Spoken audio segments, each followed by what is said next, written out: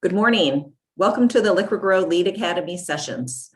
We are happy you can join us today, and we hope to see you at the rest of our sessions scheduled throughout February. You can find a full schedule on our website, and we will also have it posted at the end of this session.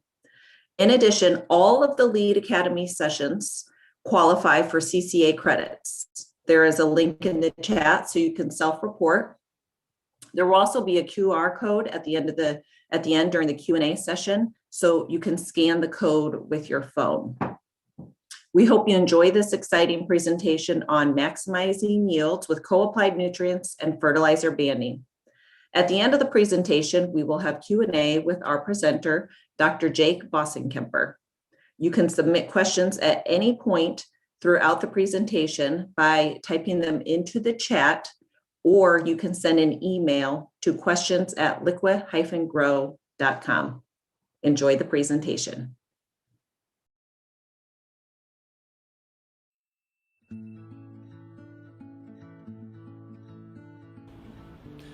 Hi, my name is Dr. Jake Bossenkemper, Agronomy Lead with Liqui-Grow. So today we're going to talk a lot about nutrient banding. So the question is, why would I band my crop nutrients? All right, so as many of you know, but maybe some don't know, here at Liqui-Grow we offer liquid suspension fertilizers as our main P and K source for corn and soybean. All right, we do that for two key reasons. We offer these liquid fertilizers so we can uniformly apply them across the swath or a boomable floater. But we also offer these fluid fertilizers because we can band them very easily, right? So the common practice would be we use these drop hoses to band on 15-inch centers. So when we go across the field, we're banding these nutrients on 15-inch centers, all right? And the question often gets posed to me is, does this increase yields? Is this banding necessary? The answer is, in many cases, yes, it is. Am I here to say that banding nutrients in every single case is going to increase yields? No, it isn't, right? So it's dependent on factors like if you have low soil test P or K, the likelihood that banding is going to increase yields increases. If you're using no or reduced tillage, we know from many studies that have been done in no-till or reduced tillage, banding increases yields more often than if you're doing full width tillage. We know that you get yield increases more often when nutrients are co-applied, and we're going to talk a lot about that today. So when you're applying N, P, K, sulfur, and zinc together in combination with one another, there's some synergies that take place that lead to more consistent and larger yield increases than if you applied those nutrients independent from one another. So with that, we're kind of, and that's not an easy subject to grasp, but we're going to get into why that's so important. This co-application is a critical component of seeing yield increases from banding. So I think it's important that we talk about it. So if you just step back for a second here and kind of go on this journey with me and we talk about banding, I think it's really important for you as the customer or potential customer to get a non-biased, independent view of what the research says about banding. Okay, so what I'm showing you here is some data from a meta-analysis, and what a meta-analysis is it's an attempt to summarize all the published literature on a subject and boil it all down to what we would expect to happen on average. So this study, it's all known studies from across the world from 1968 to 2012, where they compared banding nutrients to the same rate of nutrients broadcasted. And they wanted to know, what was the size of the yield increase when you banded versus broadcasted. They looked at corn, soybean, but many other crops as well. So it wasn't just corn and soybean, many other crops too. They wanted to measure the size effect of banding in all these different crops. They also wanted to know, if you co-applied nutrients, what was the yield increase from banding? Or what happens if you apply potassium and or phosphorus independent of one another, right? So it's this study where they summarized all known research on broadcasting versus banding and reported on their findings, right? So what did they find? I'm going to focus in on corn just for the sake of time. they found that, averaged across these 40 studies, corn yields were increased on average by 4.5% by banding the same rate of nutrients. So when you banded and broadcasted the same rate of nutrients, you got a 4.5% yield increase from banding versus broadcasting, okay? Not only did you get a yield increase, when you summed up the nutrient accumulation of N, P, K, and sulfur, so when you summed up the nutrient accumulation, you had a 12.12% total increase in that nutrient uptake, right? So you had an increase in nutrient uptake and you had a yield increase, right? So that all makes sense. So that's what we expect to happen on average. That's what that meta-analysis concluded.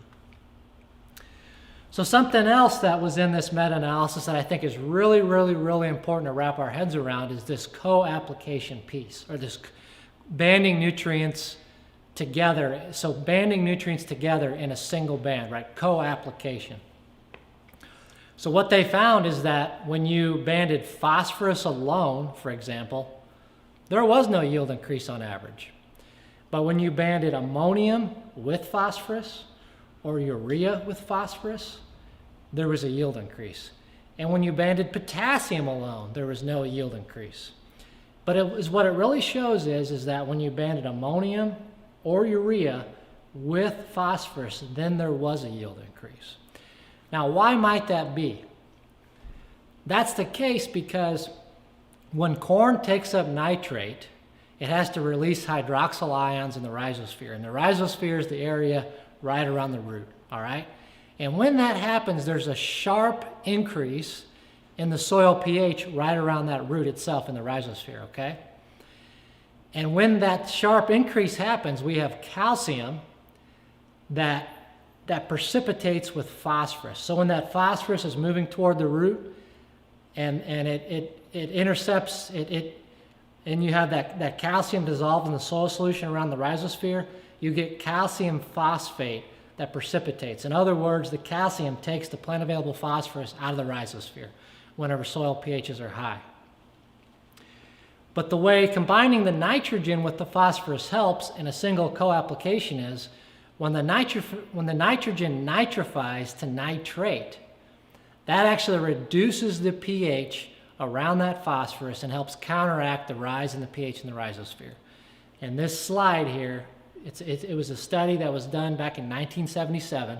It's a very classic study. It very, very clearly indicates that when the rhizosphere pH falls due to the nitrification of the ammonium, we see increased phosphorus uptake. All right. So that's one example of why co-application is important. Here's another example of why co-application of nutrients in a band is important. Okay. So my predecessor, Ken Washburn, he ran a 3-year study at the Walcott Research Farm from 2004 to 2006. And what he wanted to do is he wanted to show that there's an interaction between between zinc and sulfur uptake. So what he did is he applied 45 pounds of P2O5, 65 pounds of K2O, and a half a pound of zinc. Then he applied that same 45 pounds of P2O5, 65 pounds of K2O, and 10 pounds of sulfur. The next treatment was 45 pounds of P, 65 pounds of K, 10 pounds of sulfur, and a half a pound of zinc. So what he found is that when you added the zinc to the P and K, there was a 2.8 bushel yield increase on average. And when you added the sulfur and not the zinc, there was a 2.6 bushel yield increase on average. But when you added both together, you had an 8 bushel yield increase. So what that shows is that there was synergy between those two nutrients. When you applied those nutrients together, you had a larger yield increase than if you applied them independently, all right?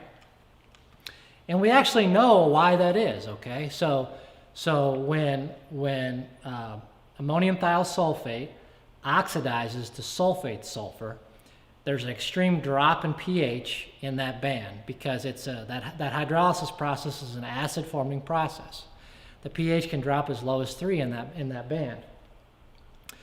And for zinc, we know that as the pH drops, it's more available for plant uptake, right? So most of the time we want our soil pHs, 6.5 or 7, that maximizes plant availability for most of our nutrients, but zinc is the opposite. So we actually want the soil pH to be lower for zinc, right, which is the opposite of most nutrients. And we know that if we can lower the soil pH around that band, we can increase zinc uptake. And that's exactly what this figure here shows you, okay? So there's the second example of why co-applying nutrients together can be beneficial versus broadcasting them independently, all right? You can broadcast them all together in the same bin, but they're not directly interacting with one another in a band, and that's important. So another reason why banding can be important, okay, can be. We know that when we band either nitrogen or ammonium, when roots intercept that nitrogen, when we band ammonium and phosphorus, when roots find that patch or that area of highly concentrated ammonium or phosphorus, they proliferate into that area. In other words, they mine or take advantage of those highly concentrated areas of nutrients because it's a wise use of resources, all right? But they don't do that in response to potassium and or zinc, for example. Well, what happens if the potassium and or zinc is applied with the ammonium or the phosphorus? Well, when those roots explore those areas of highly concentrated nutrients, just because they're applied together, the potash and the zinc is there, right? So not only are the roots exploring those areas of highly concentrated ammonium and phosphorus, they're also exploring that area of highly concentrated potassium and zinc, for example, all right? And there's actually some studies that experimentally show this interaction as well, right? So here on this slide, we have a study that was done in cotton and corn. Of course, we don't care about the cotton here in the upper Midwest. Of course, they do in the Boot Heel and in Texas and Oklahoma. But for us in the Midwest, of course, we care about the corn here. And what they did is they radio-labeled potassium, right? So they applied the potassium in a band by itself that was radio-labeled, or they applied the potassium in a band with phosphorus and the potassium in a band with with phosphorus and nitrogen. And it depended on the year of the study, but in general, when you applied the potassium with the phosphorus and or the nitrogen source, you had a greater potassium uptake. And why is that? It's because those corn roots were exploring that highly concentrated area of ammonium and phosphorus, and guess what? The potassium was there with it, and the roots took it up. So experimentally, we can show evidence of that, and this is an example. Now, I've been on the farm, and I've had farmers say, well, Jake, that's great, but you know, some of the Iowa State data doesn't support banding over broadcasting that well. I completely agree with that. And by the way, I think Antonio and others at Iowa State are great researchers. You know, they're doing their job. You know, one thing that I point out though to farmers is I think that this co-application that I'm talking about is really, really, really important. And when we're doing, you know, research, it's not easy to you know, apply a blended nutrient with NPK, sulfur, you know, zinc, and then compare it to that same, you know, that same type of fertilizer broadcast. Right? It gets complicated, lots of treatments. So one thing we try to do as research is we try to eliminate those other factors. So in this study I'm referencing here, you know, they found no yield difference between broadcasting phosphorus, deep banding phosphorus, or putting on phosphorus to the planter. I won't argue that. But one thing I noticed when I was reading this paper, from my understanding, that's what it says in the paper, you know, triple superphosphate was used. So, you know, no, there wasn't a yield increase to just band applying phosphorus. But is that because there was no co-application benefits that we discussed here? And I believe that's probably the case. And if you look at other studies, you know, including, you know, other studies beyond this one, where there was no increase to banding, I've found that in a lot of cases, you know, there weren't multiple nutrients applied together that can take advantage of this co-application that I discussed, right? So here is a study that from the University of Illinois that clearly shows that when you band apply 30 pounds of nitrogen, 100 pounds of phosphorus, 25 pounds of sulfur, and 2.5 pounds of zinc, clearly there was a yield increase over broadcasting. About a 12 bushel yield increase on average over this multi-location, multi-year study. Not only was there a yield increase, but as you planted closer to that band, the yield went up. So not only do we see a yield increase for banding versus broadcasting, but we see that the position of where the corn was planted relative to that band also mattered. So this is extremely strong evidence for banding nutrients versus broadcasting. But in this case, the co-application of nutrients was being exploited, right? So that could be a reason why we see this, but we didn't see that in the Iowa State study. Another study, another very recent study, right? So this is a University of Wisconsin study where they were looking at subsurface injecting or strip tilling nutrients down 6 inches deep and then planting back on top that band versus broadcasting those nutrients, right? So in this study, they were applying 15 pounds of N, 38 pounds of P2O5, and 131 pounds of potassium, either banded or broadcasted. And in this study, they show a 11 bushel yield increase, statistically higher yield increase for banding versus broadcasting by 11 bushels per acre. So another example of yield increases from banding versus broadcasting in a very recent study. Here's a study. There isn't a broadcast treatment, but again, I'll reference back to the importance of the N, P, and K being combined.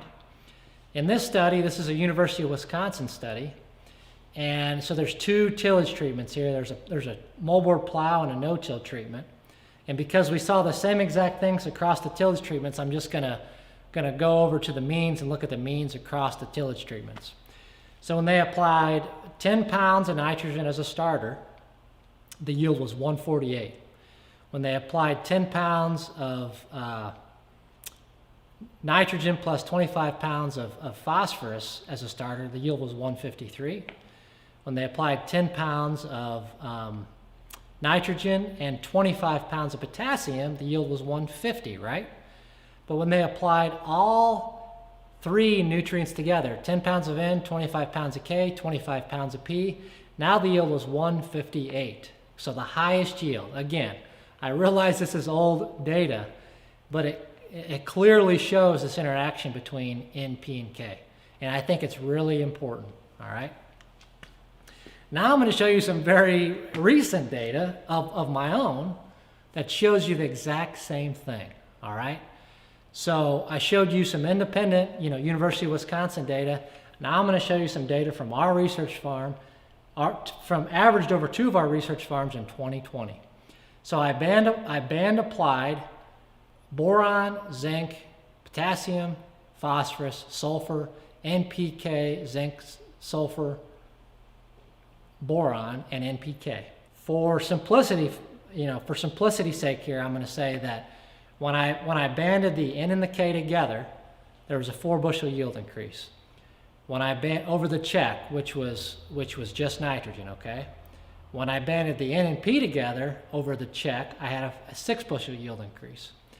But when I banded the N, P, and K together, there was a 15 bushel yield increase. So again, it shows the synergy of the co-applied nutrients. So when I banded that potassium with the nitrogen and the phosphorus, there was a larger yield increase than banding the nitrogen or banding the phosphorus or the potassium independent of one another. All right, I think it's very important to the yield increase we often see from banding. Now finally, this is a series of on-farm studies that I did myself, and when we apply liquid suspensions on 15-inch dribble bands compared to broadcasting the same exact rate of N, P, K, sulfur, and zinc, we see a 5 bushel yield increase identically on average. You can see the range in these yield increases. It's not always 5 bushels, of course, that's the average. we see a 5 bushel yield increase from applying in these dribble bands versus broadcasting, okay? Now, many times when I'm on the farm talking about this, growers ask me, well, but you're not planting back on this band. No, not necessarily, right? We're going out in the field and we're dribble banding these nutrients. Sometimes tillage is done, sometimes it isn't. And then the farmer's coming back and planting, right? So these bands and the planter's not always aligned. And they ask, well, could you? Well, hypothetically, if we had RTK on these machines and we had the right nozzles, and hypothetically, if the farmer had RTK, yeah, we could, right? Hypothetically. And if you look at this University of Illinois data set, this would support that there may be some rationale to doing that, right? So on average, we're about, if you're planting on 30-inch rows and we're on 15-inch centers, on average, we're about 3.5 inches from any given band, right? And at most, we're about 7 inches from any given band. So this data set right here would show you that, there might be another 5 bushels to gain or 6 bushels to gain if the farmer was able to match, if we were able to match where we applied these liquid suspensions with where the farmer was planting. So that's a question we have, right? Technically, it's possible. Agronomically, does that make sense? Maybe it does. And that's one thing where we definitely want to try this out, because there's lots of interest in strip tillage. There's lots of interest in subsurface injecting nutrients. And that's great. I'm actually a huge fan and proponent of strip tillage. In fact, university studies show that even in continuous corn, if done right, you can get the same yields with strip tillage as you can with full width tillage. And there are some advantages to no-till and strip tillage, meaning that you do increase water aggregate stability, you have better drainage through the soil, you can increase organic matter slowly over time. We're hearing about carbon credits. We probably can accumulate more carbon in a strip tillage system versus a full width tillage system. In drier climates, you're leaving that residue on top, which holds some water in when water is a limitation. There's lots of potential advantages to strip tillage. I like the practice, but it's labor intensive. It's time intensive. The bigger the farm gets, the harder it is to get it done, right? It's not for the faint of heart. It's not for everybody. But this is actually one mechanism where we feel like we could speed up the process, right? So imagine if we could band apply liquid suspensions on 30-inch centers, and instead of the farmer having to take the time to fill up, make the investment in the tank and the wagon to pull and all the weight. Imagine if we could band apply these nutrients, and the farmer could work those nutrients in with his strip till machine when he's making his strips, right? Or imagine if we could blow the fertilizer on top of the strips, and he plants back into that fertilizer band, that strip and band next spring. Or let's say he uses a strip freshener, and he incorporates that fertilizer in the spring with his strip freshener. Well, we've actually been doing this, right? So we've got 3 floaters set up with RTK guidance. We then take the guidance lines from the strip till machine, and we either apply the nutrients before the strip till machine goes over it, or we apply the nutrients after the strip till machine goes over it and leave the fertilizer sit on top, right? So here's some pictures from Clear Lake, Iowa, where we've actually done that, right? So the other avenue is, this field here, this soybean field, it has been hit with a one-pass vertical tillage tool, and that's the tillage that's going to be done, and the farmer is going to plant corn back into this field that's been turbo-tilled, right? So the question there is, we came in after the tillage was done and applied these bands, and then the farmer is going to use our RTK guidance bands to plant with, right? So, we're not going to try to be on the end rows. This is not going to work on hilly farms where we have lots of draft, or we're planting on contours. But for a lot of fields, it would work potentially. And so right now we're exploring those ideas. And we've got some flags out there in these fields so we can see how far the farmer's off, when he plants this spring. Because unfortunately, these fertilizer bands still aren't going to be visible come spring, and you won't know if you're on or you're off. But I'll tell you one thing we've been learning this fall when we've been applying these bands, with a strip till system, is that if the planter is calibrated and set up right, and we're on the right RTK network, and if the floater is calibrated and set up right, and it's on the right RTK network, this can work. So if a farmer wants to cooperate with us and make sure the equipment is set up right to do it, we can make this work. And we have an in-house individual who is in charge of the innovation projects, and he is very good working with his precision ag equipment. We've partnered with Raven. They are very interested in helping us achieve this goal. They've helped us out quite a bit, give us some good technical advice and technical support. So, and I think other technologies that are coming down the road here with autonomous tractors and sensing abilities is going to make this even easier going forward. And Raven's kind of let us in on some of that. So I think there's a lot of potential here with banding. I think this may be another level to banding where we may be able to capture a little bit more yield out of it. But I'm going to give you one word of caution, right? So behind the scenes, we're doing this on farm right now, but we're not really testing the idea. We're basically just testing the equipment limitations. We're not answering the question agronomically, does this make sense? So on our research farm, I have 4 locations where I've applied nutrient bands from 0, 3, 6, 9, 12, and 15 inches from where we plan to plant, as well as broadcast that same rate of nutrients. So I'm broadcasting that same rate of nutrients, and we're testing the idea, how much yield can we gain by planting closer to that band, right? So that's going to tell us, agronomically, is this worthwhile, number one.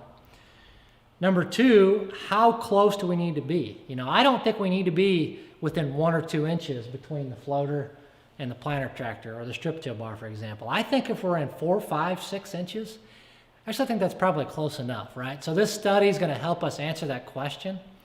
It's also going to help us answer the question, can we do this in the spring and plant back near this band? And I think I know the answer to that one. And I've had a lot of interest in that because you could apply all your nitrogen, phosphorus, potassium together in one shot. I mean, that would be awesome. But I think we're setting ourselves up for some potential injury concerns there. And I don't think that's going to work because of the potential for injury, okay?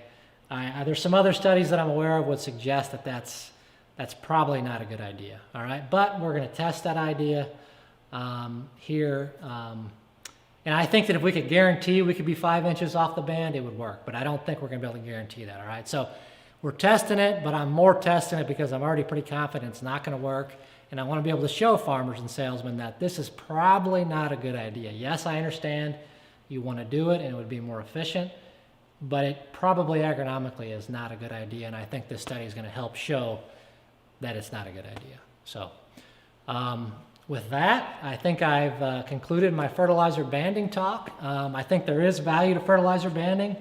Like anything in agronomy, does it always increase yields? No, it doesn't, right? But with liquid suspension fertilizers, we can band. That's part of the flexibility of fluid fertilizers and suspensions.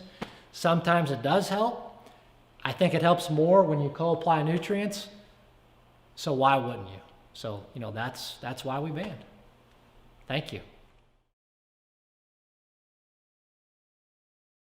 So today we are out, we're near Eldridge, Iowa, and we're experimenting with RTK fertilizer banding. So what's that mean? That means that we're applying fertilizer bands on 30-inch strips with a floater. This would be liquid suspension fertilizers. We took the guidance line out of that floater. We put it in the research tractor cab back here behind me, and we wanted to see if we could match up that fertilizer band with the planted row using RTK on both pieces of equipment. This is what we have. So this larger brown area is the row unit mark in the ground here, the residue movers and the double disc openers, and this darker strip here is the actual fertilizer band. So the fertilizer band is nearly in the furrow. So that just shows that technically it is possible to precision place a fertilizer band and plant very near it.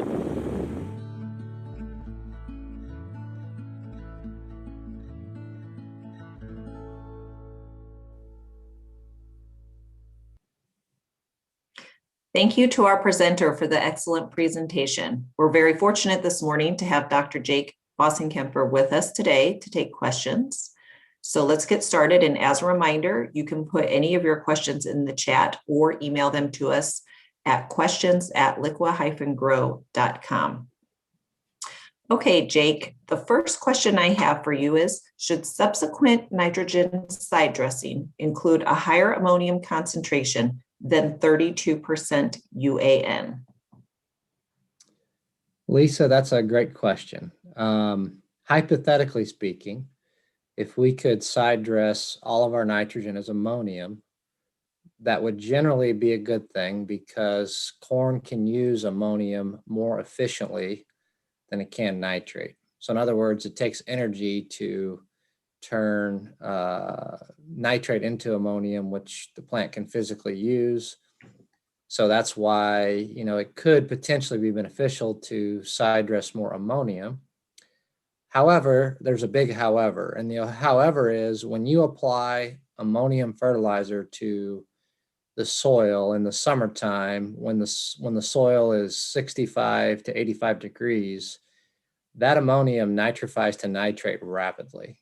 Okay. Probably most of it is nitrified in 3 days. So hypothetically speaking, yes. Practically speaking, it's not really going to matter. And yeah, folks have looked at that and asked that question. Researchers have. And we find that nitrification happens so rapidly, it really doesn't increase yields more than just applying nitrate. Okay, thank you. I have another question for you. Coming in, it says, we have always applied P and K in the fall and nitrogen in the spring, along with a pre-emerge herbicide. Could we increase yields by applying nitrogen, P and K at the same time rather than separately? I'm sure that question stems from the studies that I did this year in Fulton, Illinois, and in Hampton, Iowa, where I showed that when you applied, nitrogen and potassium, or nitrogen and phosphorus, or nitrogen, potassium, and phosphorus, you got the highest yield with the combination of the three. Mm-hmm. And that data that I showed, I broadcast applied all the nitrogen, but there was also a little bit of ammonium in the ammonium polyphosphate, okay? So all those treatments at 180 pounds of nitrogen broadcast. The only difference was the 25 pounds of ammonium or so that was in the ammonium polyphosphate. So it's really that ammonium polyphosphate that's intimately connected to the zinc and the sulfur and the phosphorus that creates that increased availability. So at the end of the day, as long as you are applying ammonium with your P and K in the fall, that's what's really going to give you the yield increase. And you have to, because when you're applying 10-30-2-0, you have to apply the ammonium with the phosphorus source, if that makes sense. So I don't necessarily think applying more nitrogen with the N, P, and K, or the P and K and the sulfur, is going to increase your yields more than the nitrogen that's already there. And it's already there when you apply it in the fall. Okay, thank you. I have another question for you. How does banding impact future soil analysis, especially in no-till? How can we mitigate?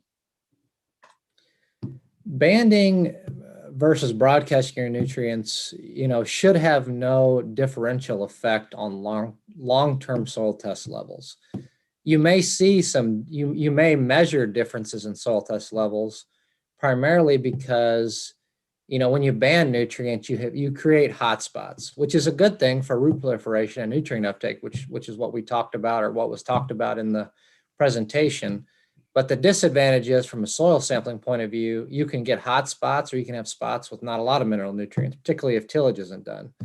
So to avoid getting, erroneous results from your soil test, you need to make sure you're taking plenty of cores per subsample. So a lot of people take 6-8 cores per subsample. You need to really increase that to 12 to 15 to even 16 cores per subsample. I know we don't like taking the extra time to take the extra samples, but it's worth it, particularly when you ban nutrients. if you happen to know where the nutrients were banded, research shows that you need to take 3 samples outside the band for every sample you take in the band, and that would give you the same results if you broadcast applied your nutrients. So if you know where the bands are, you should make sure you're taking 3 outside the band, 1 in the band. If you don't know where the bands are, then you need to make sure you're taking plenty of subsamples to reduce the potential error. Okay. And that's something that our retail can help with, right? With the soil sample process and getting you involved in.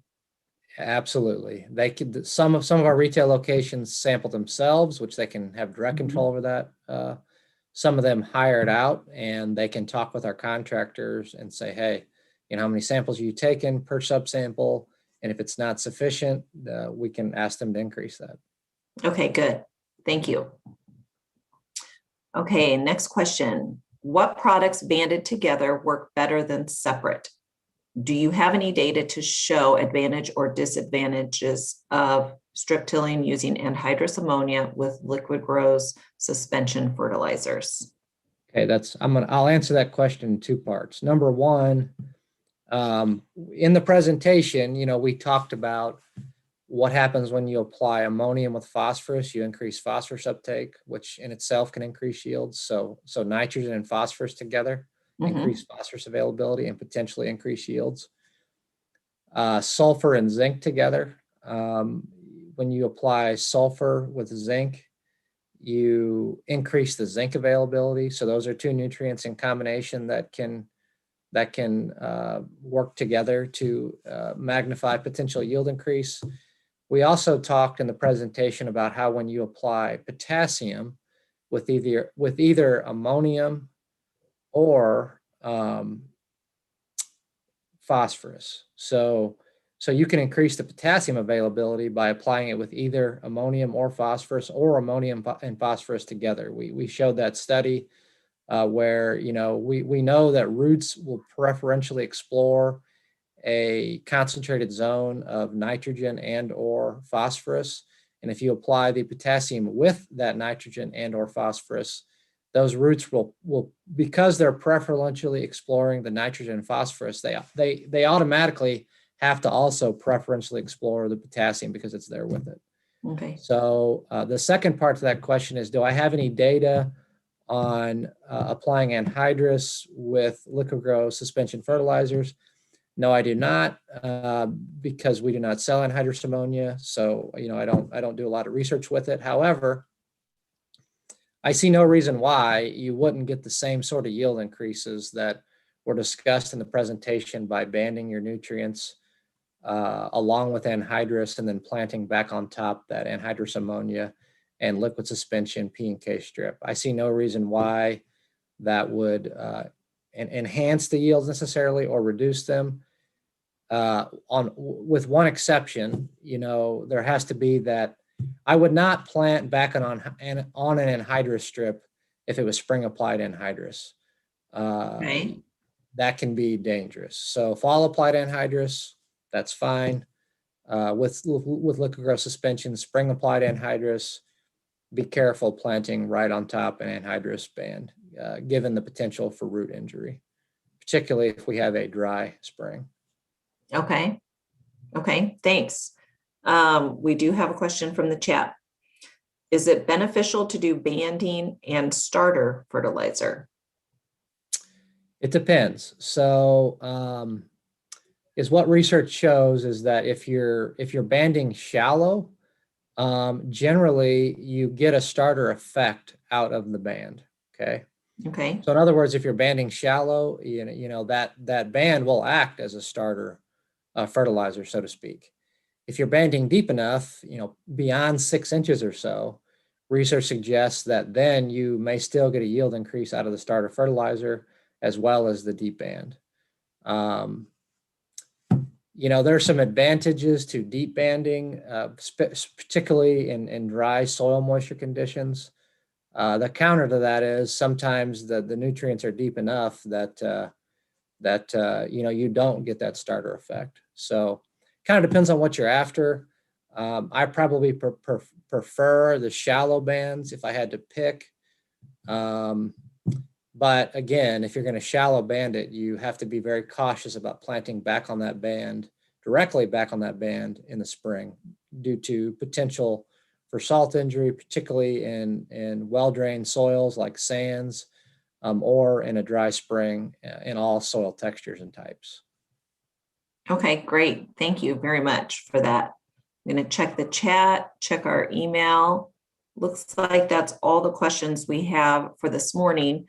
We're coming into planting season here. Is there anything else you want to share with the group or put out there outside of what you covered in your presentation?